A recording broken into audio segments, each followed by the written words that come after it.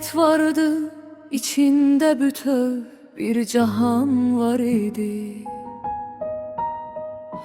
Hər daşın yaddaşında minilik bir zaman var idi. Nənəm süfrə başında çörəyi bölər, bizi çağırardı. Bir tikənin bərəkətində sonsuz iman var idi. Atam qapıdan girəndə həyətə gün doğardı sanki. Bir balam kəlməsində dağlardan ucaman var idi.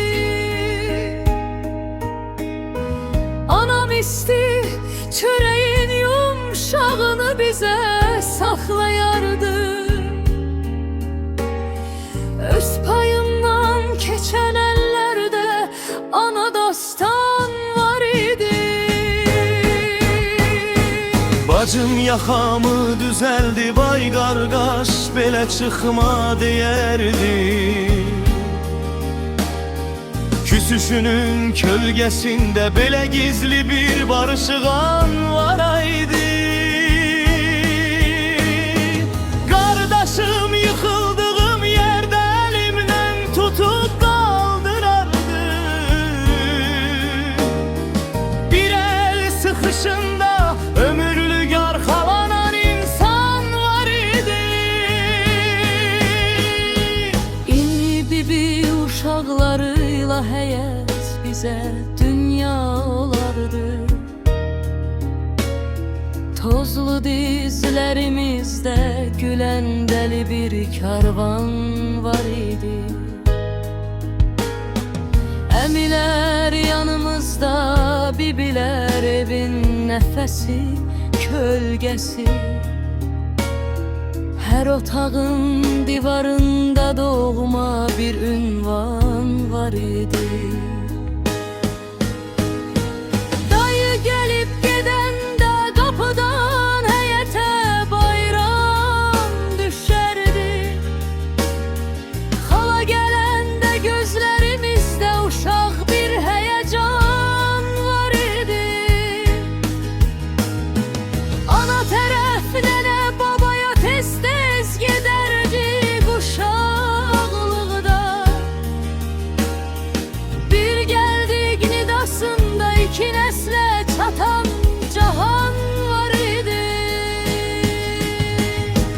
Komşu kapıdan seslenerdi, ay bala çörek təzədir. Bir qabın içinde qohumluqdan büyük insan var idi. Sonra zaman öz hökmünü yazdı, kim getdi, kim qaldı. Nənə atana bibi bəzi əmilərdən hicran var idi. Qalan əmilər qocaldı, saçlarına ağ yağdı illəri. Hər ağ telin altında bir nəslin gizli dastan var idi.